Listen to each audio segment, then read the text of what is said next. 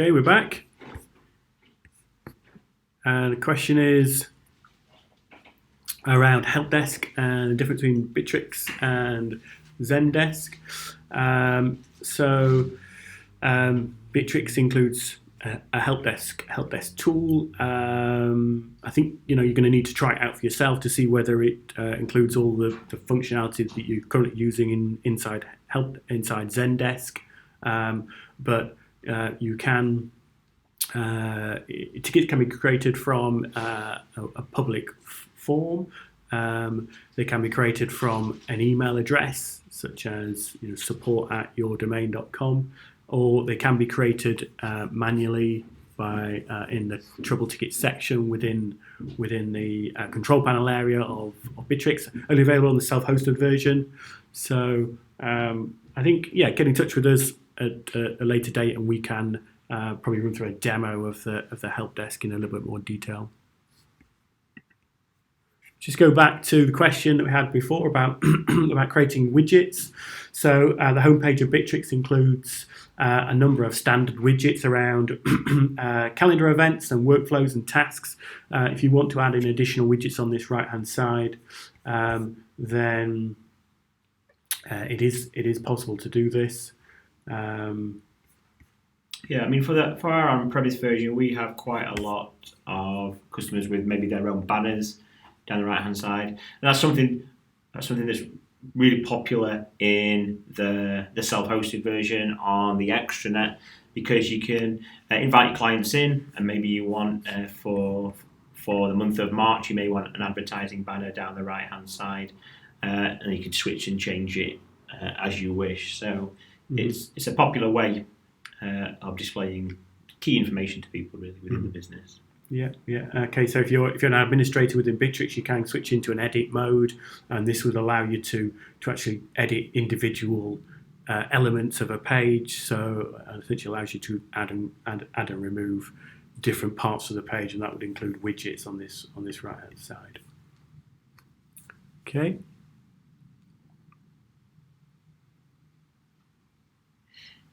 Okay, we regularly get audited. Is there good auditing tools within Bitrix? So it depends really on detail of what your requirements are. So if you need to pull up custom information about individual users' activity, then you're probably going to need a self-hosted version of Bitrix, which would allow you to view, create reports and drill down into individual users' activity within the system. So if we go into a visitor list, we can see individual visitors, number of sessions, and dates, and we can actually see things like IP address they've come from as well. So I think it depends on what sort of information you need to pull out, but we get asked this quite a bit, and it's usually the case that you'd need a self-hosted version. On self-hosted versions, you don't need to host yourself. We can arrange hosting, or other partners can arrange hosting for you. So we have a custom-built hosting platform which we can create an instance, your own instance on, or we can host it. We can set it up for you on one of your own web providers, such as AWS or Google or somebody else. And of course, you can actually host it in-house as well. So in terms of self-hosting, you don't need to physically manage that yourself. A partner can do that for you. And in terms of the cost, it's actually priced slightly differently. So it's priced based on number of users, but the lower user packages, the cost tends to be very similar to the standard cloud packages. So there's not really an extra cost for going to the self-hosted version. Benefits of the self-hosted is that you can do some additional things around customization. It has some extra features, and you can brand it as well, which is quite a big thing. But one of the reasons might be just that you want to know where the data is held. I think on the cloud, you can choose your region, but if you physically need the data to be held in in a location in your office, or you need to choose a custom configuration as well for how your hosting environment works. Maybe you need to sync across two different sort of hosting locations or something. Then self-hosted will allow you to do that sort of thing. Yeah, I just think, just touching back onto the question with regards to auditing, is that each module basically has its own history section to it. So for documents, you can see your version history and any edits that's been made. For your tasks, you can see a history. For your CRM, you can see all the history as well. Mm-hmm. So I think there is quite a lot of things to trace what's been happening within each different module of Bitrix. Okay, so a simple one here. Can I manage my staff's leave on Bitrix? So this is a fairly straightforward out of the box feature. Allows you to run workflows within Bitrix. So we've got quite a few. I think as standard, when you create a new account, there's probably about 5 or 6 different sort of workflows, including purchase request, business trip, and leave approval. It's possible on most editions to create your own additional processes, but leave approval allows you to submit your date range. You can customize the types of leave that you're going to make available, and then a user can submit that form. It actually then sits inside your pending page, and then the approver. So it generally works off the company structure. So the head of a department, based on who's heading the company structure, would receive a notification.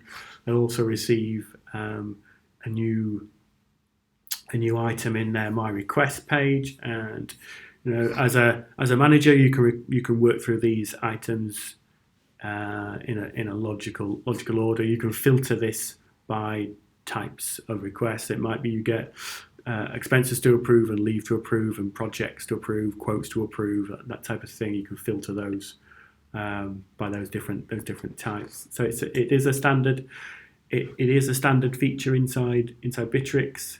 I think there's some additional. We've got an additional module inside the self-hosted that allows you to have some additional features, such as being able to have an entitlement, a holiday entitlement, annual entitlement. So this would mean that each user can have a different entitlement, and each time when it leaves approved, then their holiday is removed from that entitlement. So that's quite a useful feature. And yeah, as we've got here, you can see a list of those absentees in a chart form. Yeah, and on the on-premise version, we have customized this a little bit as well, so you can actually export the people that have been, for example, away on each month. So it's really good for the HR department to see, for example, in this case, John Smith's been away a series of days on annual leave, and you can work out how much leave they've got from that. That's possible on the on-premise version to be able to export as well. So. Mm-hmm. Yeah. Okay, we've got a question about lists. Somebody asking what lists are. So let's go into. So we've got quite a few set up on this demo site. So essentially, a list has a lot of different functionality, but essentially it is a table of data. So it allows you to structure data into tables, and it allows you to create filters on that table or that list of information, and then also run processes on that. So an example might be if you want to record maybe expenses on a project, users can add each individual item into a list, and then you can run processes on each of those items to say approve or reject that as an expense item. And so this is a list item. You can do this to create the list view which is most suitable, and then you can let's filter by. Okay, we've got mostly all created by John Smith, but let's filter by. So our options we've got in around how we can filter them is date created. Date created. So if we put a date created in as yesterday, then we're likely to get a filter view. In this case, no items in that filter view, but you can create a multiple filters within the standard what we call grid. Yeah, I think there's a couple of things to note on this. As we touched upon, talking about projects and work groups earlier, I think, as David mentioned, this is especially for project expenses or something similar to that, buying assets for projects. Each work group has this module in it, so you can create a series of different list items. Exactly, for example, on this one, this is safety records, but that's one aspect. It's available in all the project work groups module, but it's the most powerful part of it is, Damien touched upon it, was the actual workflows that you can trigger. So pretty much like the CRM business processes, you can see that each list item can trigger a business process. So if you look at the first approval one here, then you'll be able to see that you can perform, once a list item gets added, then you can send an email, you can send it for approval, and then do a series of different things on it. And that's where the powerful aspect of lists come from, really. And we use them in a whole range of different projects. Mm-hmm.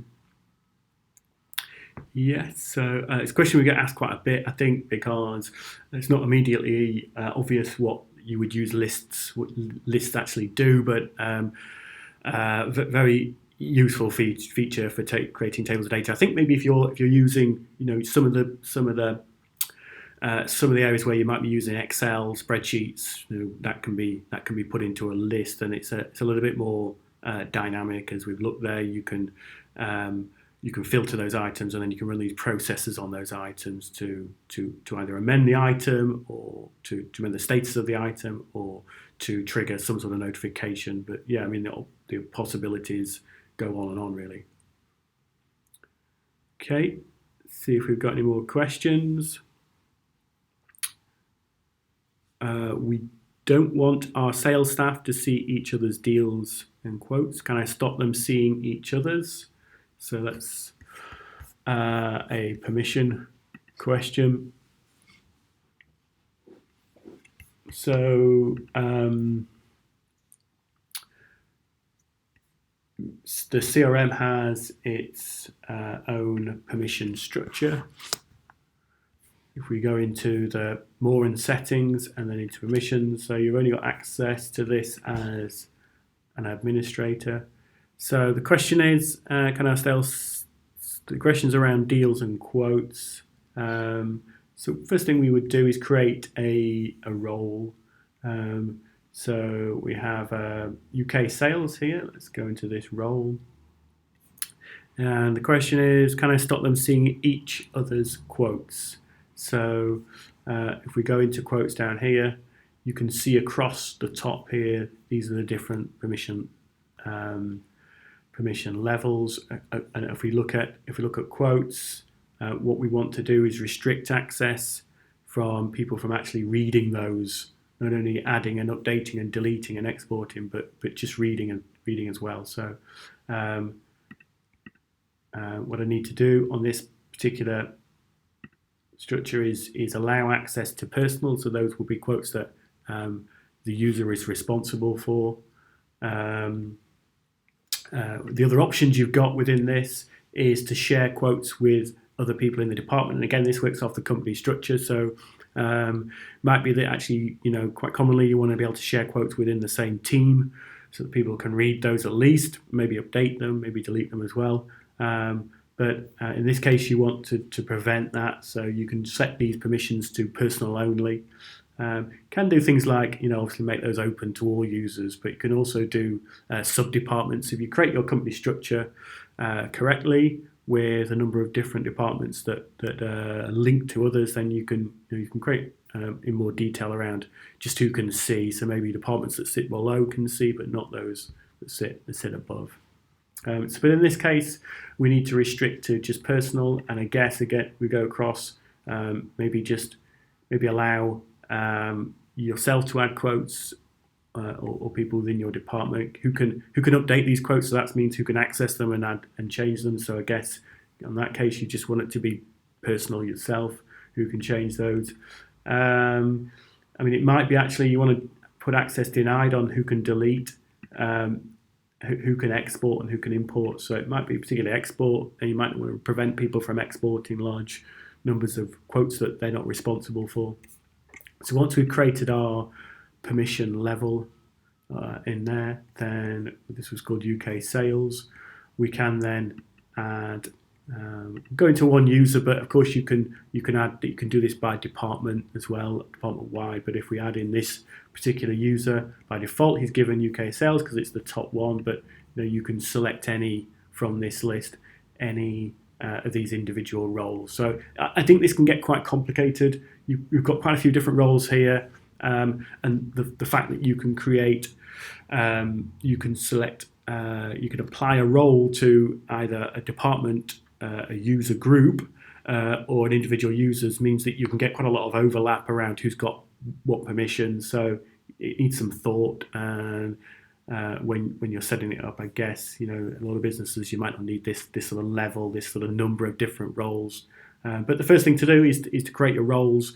So you're probably going to have a role for sales, you're probably going to have a role for kind of management level, and you probably have a role for kind of the board, chief exec level as well. So of course you're going to have an administrator as well. So administrators, they need to have their own separate role. They're going to have more access to be able to remove, edit and remove things. Yeah, I wanted, like Damien mentioned when he was going through the actual options for your permissions, we would always recommend, if you're new to Bitrix or you haven't done this yet, we just recommend setting up your company structure. I think you can see on ours here that it's multi-layered, so you can see that we have our HR department, and we've got another one sat below it. But that's what we were referring to when you look at department and sub-departments. So if we've got maybe the IT department here, and they've got permission to view sub-departments, then they'll see the development and the IT support. Whereas if the development, they'll be only able to see their own because they've got nobody below that. Mm-hmm. So it's really important, and it's very simple to do. Click on Add Department, and then you can specify the people for those particular departments to sit in there and who's the supervisor. Because if you can have a supervisor for each level, again, someone mentioned earlier about the leave, you can actually specify your supervisor to approve your leave if you wanted to. So there's a lot to do with roles and permissions in Bitrix based around this company structure. So if you haven't done it yet, we would just recommend just setting it up initially. Yeah, so this is the first thing. This needs setting up correctly. It might be that these departments exactly match your departments within your organisation. It might be actually you need to create maybe more than one sales department in order to create the right sort of permission structure that you need. Maybe you have different kind of sales channels, so you create a different sales department for each of those channels, and that would allow you those kind of sort of sales teams to work kind of independently and not be seeing each other's quotes and opportunities. So I just got a question that's just led on from that. Is there a feature in Bitrix to add permissions to users so you can select who can create tasks and create responses? So, I mean that's quite a broad question. However, in each module, so say for example, if we go into work groups, you can actually specify. If we go into here, you can actually specify. Looking to edit settings. Who creates, so for example, this is the work group's example of permissions. You can actually see in here who can create tasks, who can edit all tasks, who can delete tasks and things like that. And then you've got the CRM, which we've just spoke about with regards to the permissions in there. So we mentioned earlier again, the calendars and the permissions to view your calendar and other calendars. Mm-hmm. And then we've also got the permissions in the Drive module. to be able to see particular folders and particular files. So each individual module really has their own set of permissions, and that's why it is important, like I say, to set up the departments initially, and then you can base those permissions around those departments. Definitely. Okay. How clients can be added to Bitrix. I managed to add clients, but as employees. So a question around how to add users or external users to Bitrix. So you've got to get this right, because if you invite in clients added as employees, they're going to see, depending on the permissions that they've been granted, but there's a chance that they're going to see your CRM data, your other work groups and things. So it needs to be done right. Yeah, so there are a couple of locations. As long as you've got the permission to invite users, I've clicked on the right hand side little invite users button there. If you want to invite external users, then you can see invite, you click on the employee and it says external users. And the reason, one of the main things about inviting external users into Bitrix is that they must be associated to a work group. So you can add the group if it's already been created there. Alternatively, you can invite, if we were to go into a work group, for example, here, and if we were to create here, and we were to create an external project. Okay, yeah, so when you create the group, it needs to be an extranet group, otherwise you want to add external people to it. So the other way of doing it would be, as we've just gone into create a group, is add external user or invite. And if we're inviting, we can put their email address in. They'll receive an email with this particular message and a link to be able to put in their password that they want. Yeah, okay. I think there's one other way, just quickly, from within the CRM. So we created I think only probably available on self-hosted, but it is possible to create a business process.